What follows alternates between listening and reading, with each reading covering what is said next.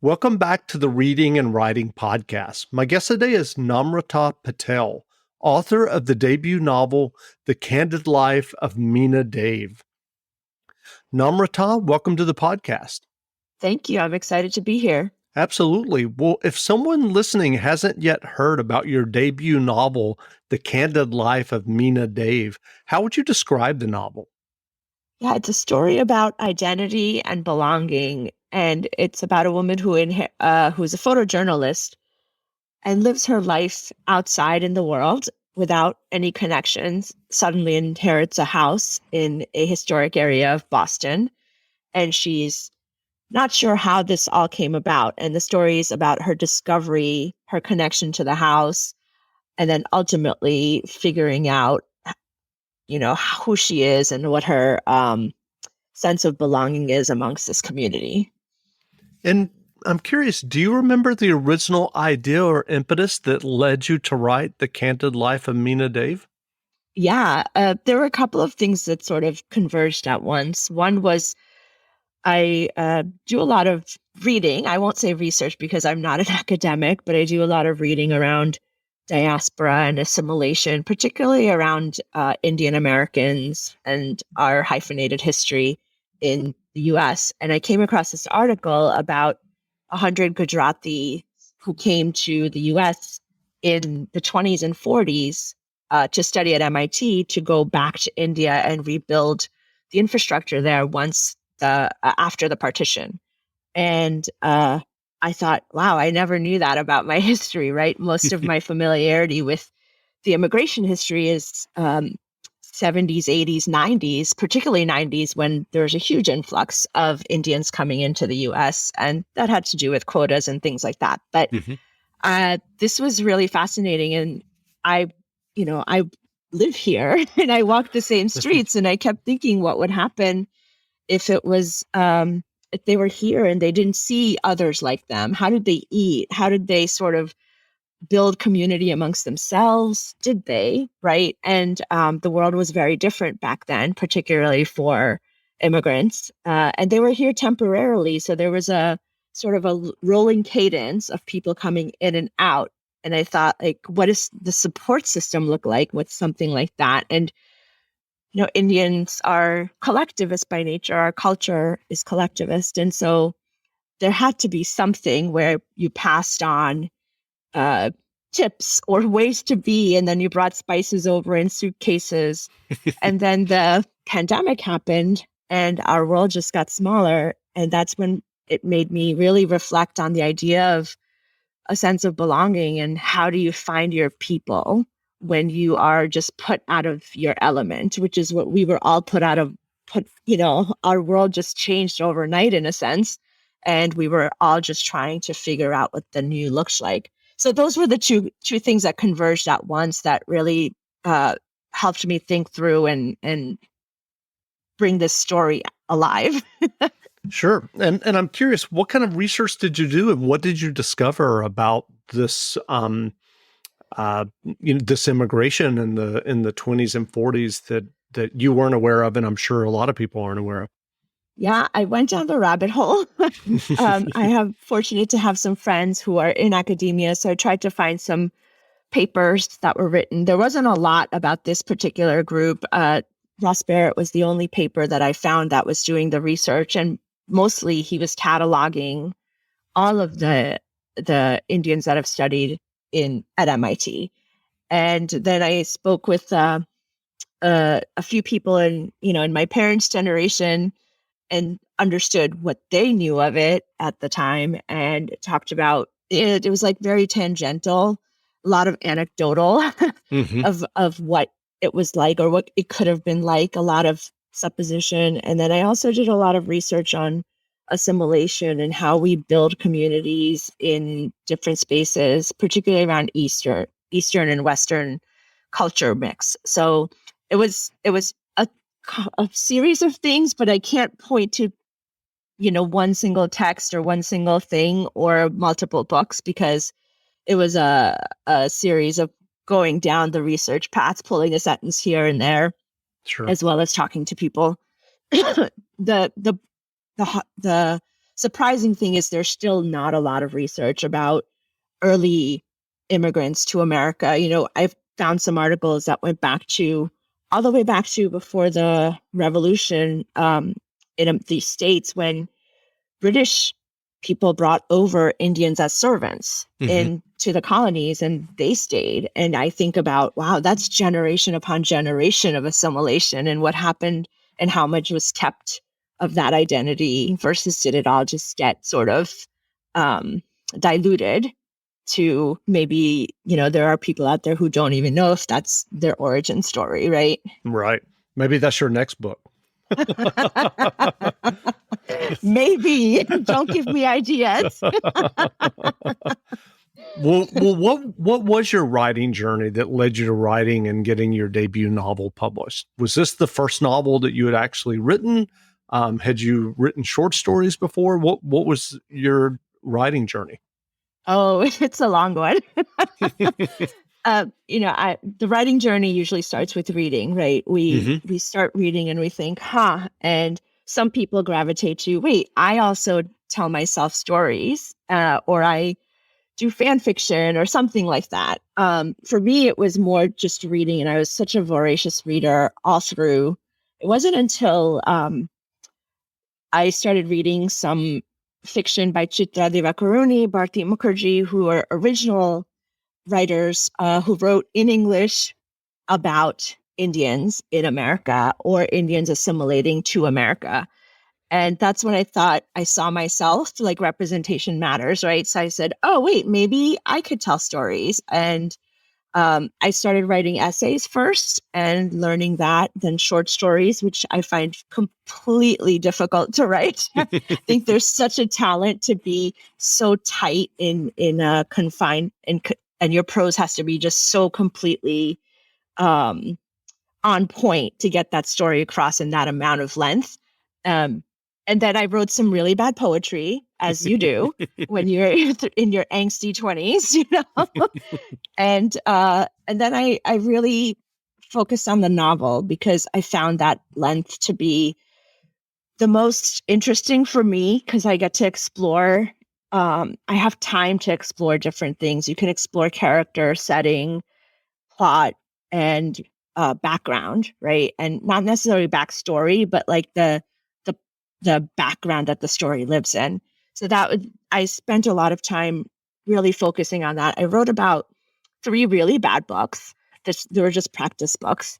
And then I started writing after taking classes at Grub Street and Gotham Writers and Hmm. other places. I started writing um, full length novels towards the eye of searching for an agent. And I've had a few short stories published, but again, please don't even go look for them. They were just not great.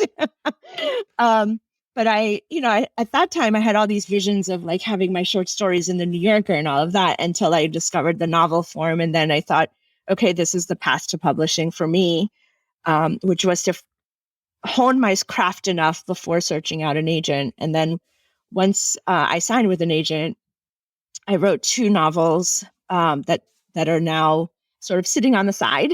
They may come of something or not, but this novel sort of happened.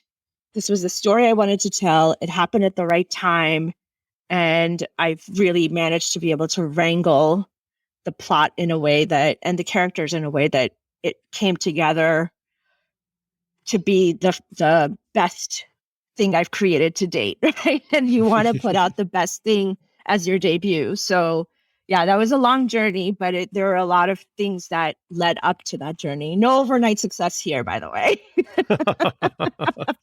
Well, you mentioned these 3 books that you referred to. They were just practice novels, or that they were bad. What was bad about them, and what do you feel like you learned from writing those? Yeah, it's so important to go back, and bad is so subjective, right? And it Hmm. could be that we beat ourselves up with this idea of like, well, it's not good enough because somebody said it's not good enough. Or you look at it after learning a little bit more, and you're always learning. So the first one, if I think back to it, was just a character sketch. There was no plot, there were no beats, there was no story. It was just 80,000 words of a character doing things, right? And interacting with people.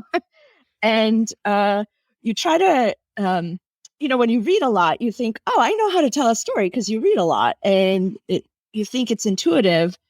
But the craft of writing a story that people read and think, oh, this is easy, is actually hard, right? And the second and third were more. So the second one was more had more plot, I should say, but the beats were wrong. So things didn't happen in the narrative structures that we're used to, and a lot of it, hindsight. I wasn't this smart at that time, so hindsight. The narrative arc of Eastern stories versus Western stories is different. And a lot of the earlier things that I wrote were about a narrative arc with like passive characters where things happen to, Mm-hmm. and collective ways of approaching that sort of problem. And I'm specifically not using the words plot or things like that because, you know, the Eastern storytelling is not a hero's journey or heroine's journey. It's a different way of storytelling. Mm-hmm. And I had to really learn to write to what Western audiences and the way we're used to reading. And I am a Western reader, right? I read Mm-hmm. current, contemporary, and historical, and all the genres that are interesting. I read those, but so that shapes the way I write. But you have to learn to write that, especially if you speak an Eastern language, which just the language itself is formed differently, right? And you think differently because of that language. And if you are raised in an Eastern household like I was and are surrounded by, Indian Americans or Gujarati Americans, your storytelling is a little bit different. So you have to sort of learn the craft of it.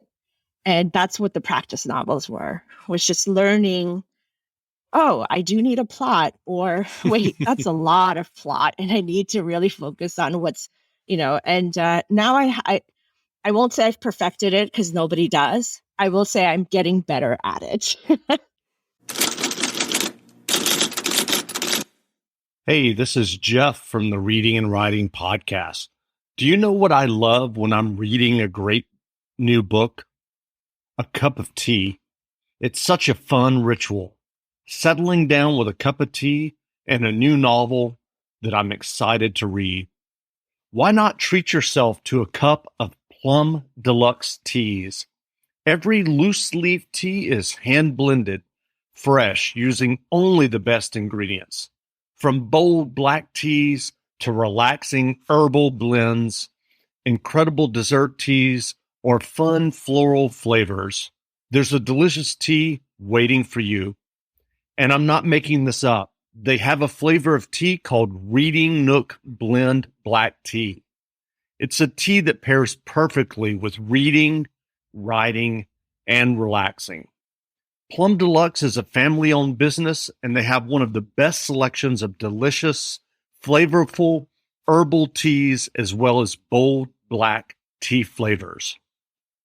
Visit plumdeluxe.com/listen and use the promo code RWP to save 12% on your first order. Tea also makes a great gift. That's plumdeluxe.com/listen and use the promo code RWP. There's nothing better than enjoying a great cup of tea with a good book. And now you can get your great tea from plumdeluxe.com. Hey, this is Jeff, host of the podcast. Sometimes it seems like there's just an infinite amount of information out there.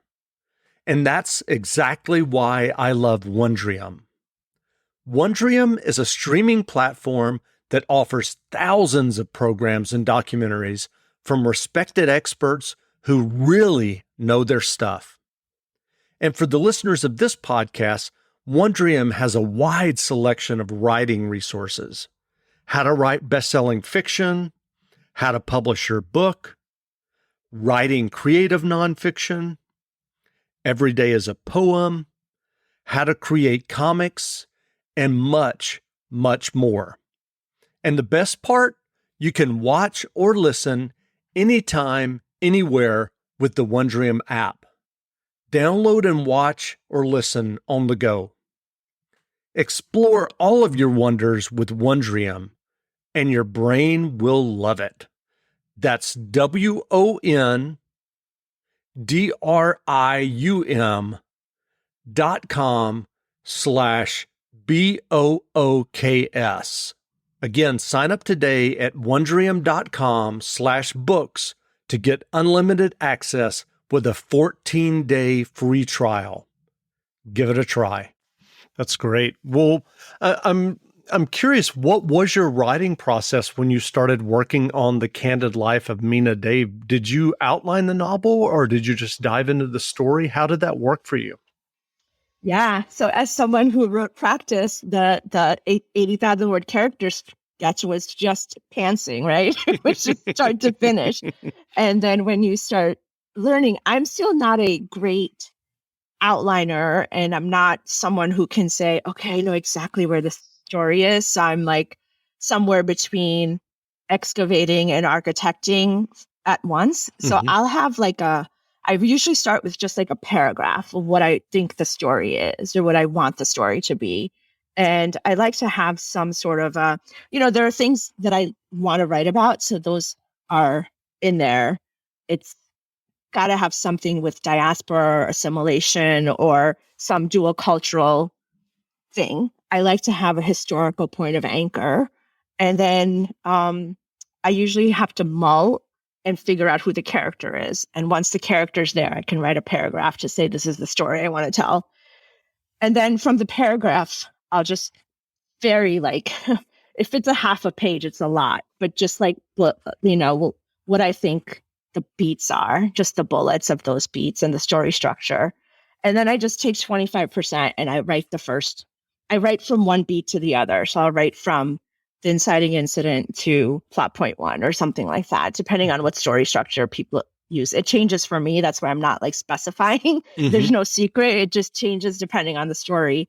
But I'll write in chunks, but I do write linearly. I'm not one who can write in the middle and then go back because I'm excavating at the same time.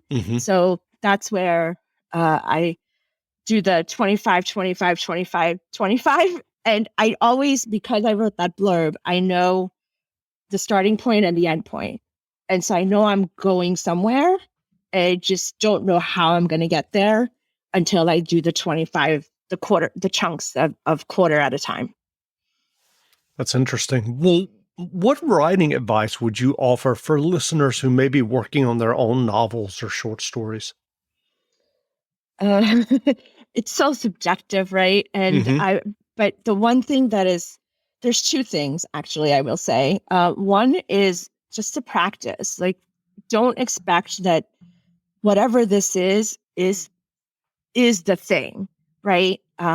Because stories change. And even when you think you're just at that point where you're like, oh my God, it's done. And I got everything and I can't revise anymore. Then an editor will look at it and you'll get an 8-page edit letter. And you're like, oh, right.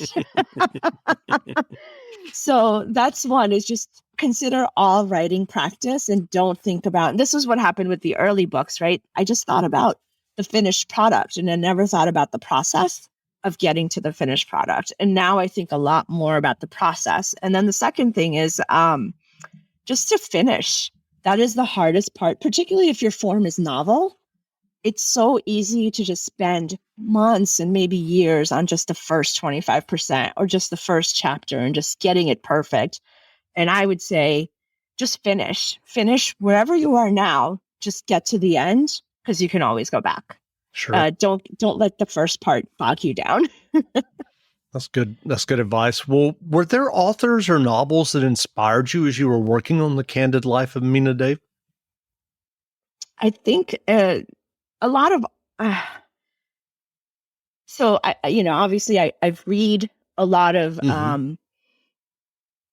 different types of authors in different genres. I've read a lot of Indian American authors that are current contemporaries. One of the books that I was really thinking about in tone, which I did not do it, but I was trying to get to that tone, was the the erotic stories of Punjabi widows by oh, Bella.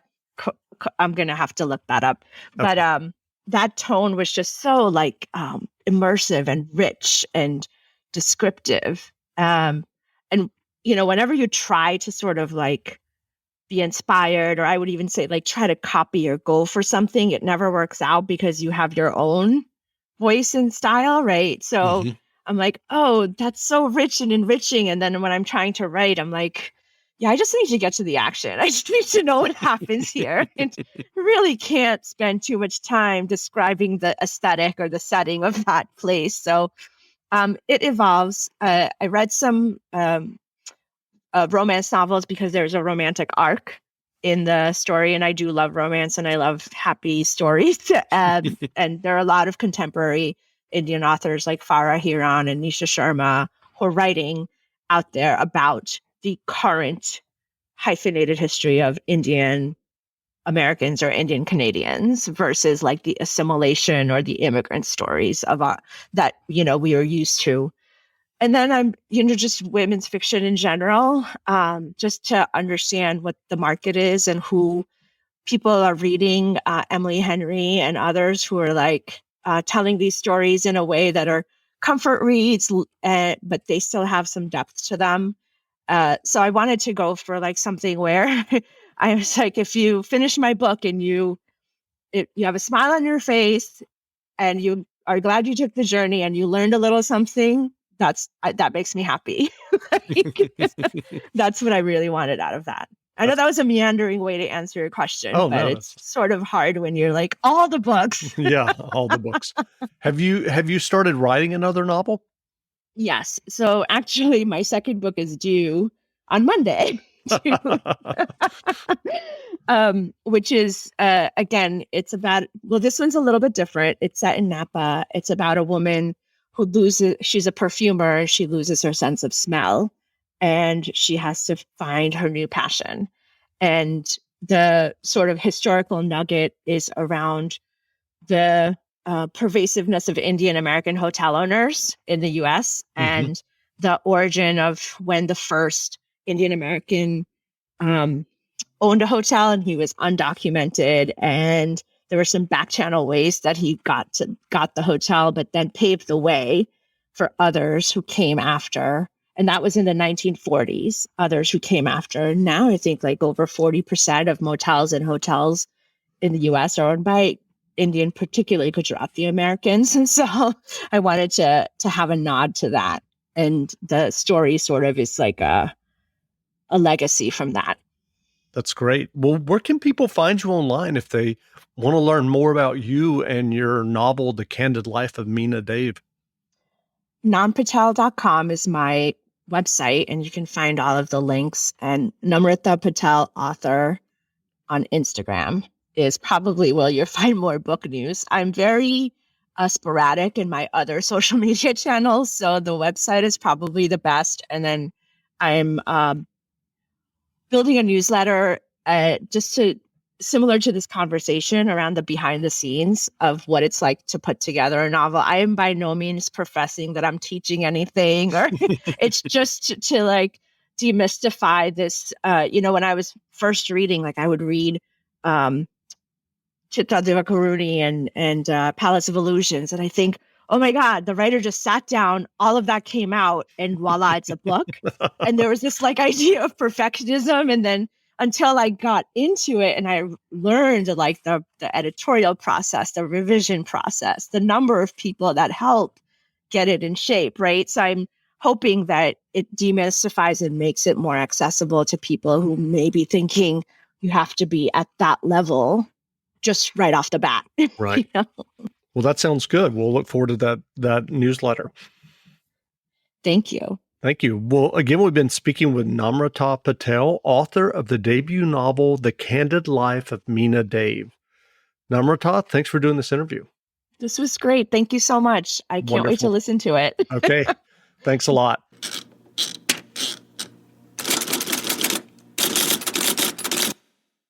Home. They say it's where the heart is. They also say it's wherever you make it. They don't say It's where you unload your stuff, get tired halfway through unpacking, use some boxes as furniture, realize your oven mitt's in a box that doubles as a nightstand, don't want to buy a new nightstand, and use a towel as an oven mitt instead.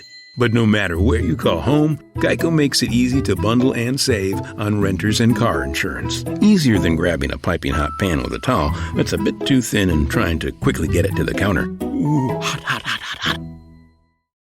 Target has Laundry Day covered because they offer a great selection of concentrated Tide Pods to help with all your laundry needs. Tide Pods clean, freshen, and help rejuvenate your clothes with odor fighters and stain removers. Did you know Tide Pods clean better than the leading liquid bargain detergent? Tide Pods are powerful enough to make your whites white and your brights bright, even in cold water. Just toss in 1 Tide Pod for small loads, 2 for medium, 3 for large. It's that easy. For great value and convenient pickup options, get Tide Pods today at Target.